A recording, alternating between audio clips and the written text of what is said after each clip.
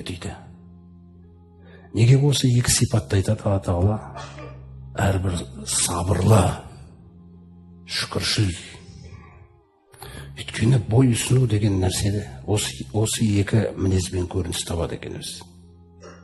Алла Тағалаға бой ұсыну деген не деген кезде? Алла Тағаладан сізге жақсылықтар келіп жатқан кезде шүкірлікпен қайтара бересің. Алла Тағаладан сізге сынақтар келген кезде сабырлықпен. Яғни сабырлық бұл бой ұсыну, шүкірлік бұл бой ұсыну. Алла Тағала екі түрлі жағдаймен сынаған кезде сіздің гардеробыңызда осы екі киім міндетті түрде тұру керек.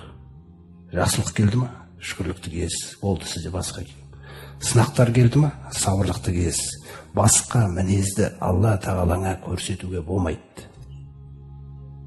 Болмайды. Өйткені сенің ақыретіңдегі дәрежең, орның шешіледі.